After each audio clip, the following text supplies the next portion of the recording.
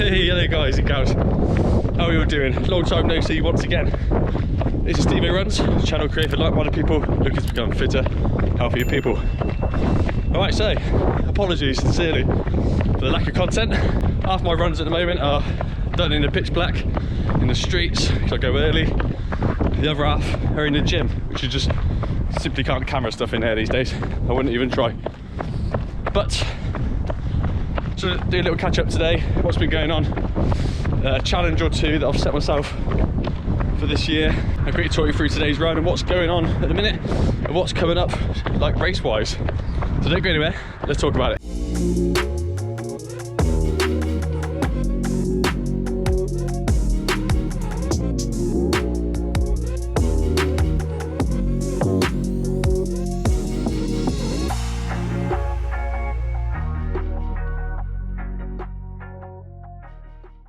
So thank you so much for joining me again, everyone.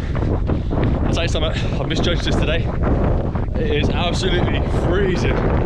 Like Arctic wind. The only thing that's cold is my arms. I didn't really judge the wear, really. But out somewhere different today. My parents bought a house in a village. As you may or may not know, I've got 100k ultra coming up this year, which I need to be planning for, which I'm doing right now. But they live out somewhere which is way more hilly, and it's a train I need to do. My run is in the South Downs, up and down supposedly. And if you've seen my previous videos, I basically live on a pancake. So this is a great training for me to come out here, get my little one looked after at the same time, go for a nice 10-mile run around the villages. I look a bit different to usual. I've got this mad vest on. Not sure why I chose pink or red, whatever your eyes see. The cars can see it for sure. But this is my new Ultra vest, Aeon G, I believe the make. So far so good, if maybe a little tight.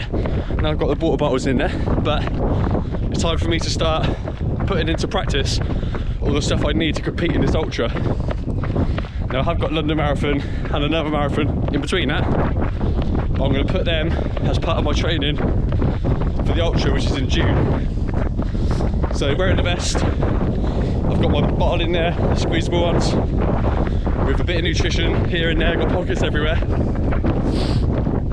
And this is for me to now, although that seems silly on a 10 miler, and you might scoff at that, that's me training the nutrition side to make sure my stomach can handle what I'm going to be taking for a 62-mile run.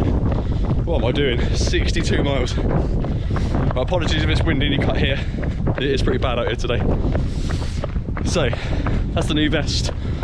All the food in the pockets there, various space in the back. You got to take not a life jacket, but a life-saving sheet, a whistle, all in there, all ready for practice for the big run. And that's really my aim for this year, is to get through to that in good nick and just complete it. I've got no real time in mind.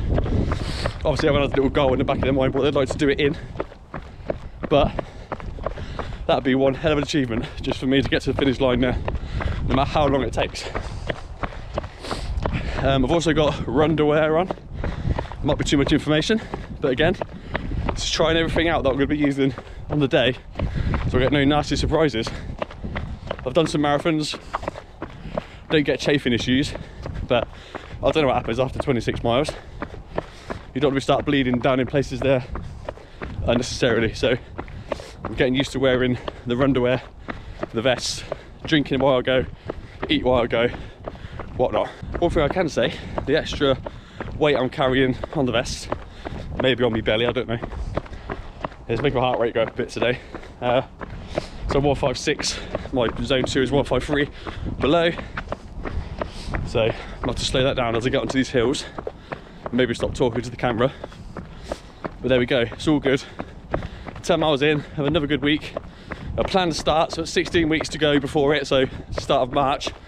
What I want to do is get myself in good nick to start that plan in the perfect place and just consistent running up to then, whilst also weightlifting, doing all the strength training I need, like specifically for the runs. Okay, I've been doing full body ones and all sorts, trying to get in better nick. for a few months now. I feel like it's working, but now it's time to specifically hit those muscles in the core and all those areas that you need for the long distance runs. Because as you may or may have not have seen in my last video, or second to last video, which was Abingdon Marathon, my legs were absolutely trashed. It was an absolute pain fest of running after a certain amount of time, and I've got a big realization there that my body is not ready for long distances like that. Training, good, you feel fit for it, but if your muscles and stuff aren't ready for the load you're putting on them, you're going to struggle. Simple as that. I think everyone comes to that realization in the end that you need to be stronger to compete in those sort of races. And I've got to do 2.5 marathons during the ultra. So there we have it. So I've been doing that about 3 or 4 times a week, strength training, running here and there. Now it's like turn it the other way around, do more running now, a little bit less strength, but specifically to the muscles that I need to use. Now it's been really floody around, no matter where you are in the country, it's been flooded at the minute. I expected to come up to a few little rivers to swim across today. Now the floods have been mad all round, so I'm not expecting this run to go without a hitch. There's going to be some big puddles here and there perhaps, but I'm not going to drag it out too long. But there is a lot of water about wherever you are in the country, so it could make it a bit more interesting. Let's see what it brings.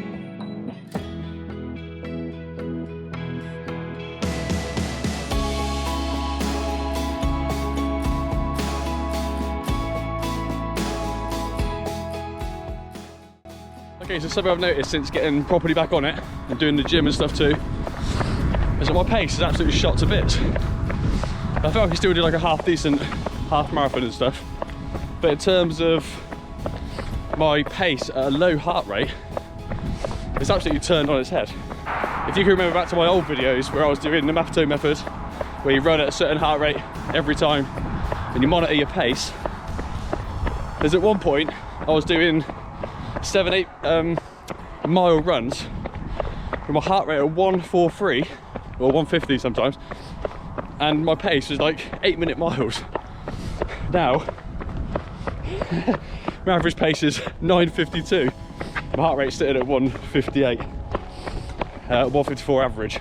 So it's really changed now, and I'm carrying a lot of stuff here today, but something seems to have changed there. I just get this feeling as I've turned 40, it's like the switch has just gone, where I've been able to get progress quite easily.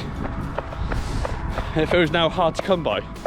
It might not be that at all. It might be because my inconsistent year last year, and I'm yet to get properly back in the swing and run on the streets every day. So I'm hoping now I can start to improve on that. I'm not overly concerned because the game now is to be able to run a long way at a slow pace. I feel like I'm on the turn now to, if I enjoy that ultra, just to be able to do ultras more, I'll do marathons. Which I know sounds like a mad idea, but it's not really when you just gotta, it's more of an endurance game where you just gotta be headstrong, body strong, and just be fit enough to get to the end there. Where a marathon you have to really train hard, and it's a real, like, really beats your body up doing those. I'm not saying I'm not gonna be after the 100Ks, I will, but it's a different ball game completely. And if I enjoy that, I feel like that could be the next turn for me, especially if my body's not responding to training like it was before 40. Anyway, that's just food for thought for me. We'll see how that goes. If my pace gets down to the 8s again, like I used to, at like a 150 heart rate, then happy days, we'll cross that bridge then. But for now, all mind on the ultra, with some marathons thrown in between. Now this is more like it for ultra training. Look at this. It don't look hilly, but this is such a big hill going down, such a big hill going up, which you probably can't tell from video footage, but it is happening, and this is the sort of training I need to be doing for the upcoming stuff. Get the old heart rate up and down here and there, but let's go with it. Might as well walk up the hills. That's what you do, innit? Walk up the hills, runs on the flats, run on the downs. I don't feel right, usually I'll be trying to give it a bit just to get up there without stopping, but that's what this training is. Let's do it properly. Right, so last thing, before I bore you all to death, is about a challenge I've set myself for this year and hopefully beyond. And this is actually the biggest challenge of my life, really, to be fair. Although I'm making it sound bad, but it's tricky for anyone that's sort of like me, and probably most people in the country and the world. So I set myself a New Year's resolution of 0 alcohol for the whole year. I mean 0.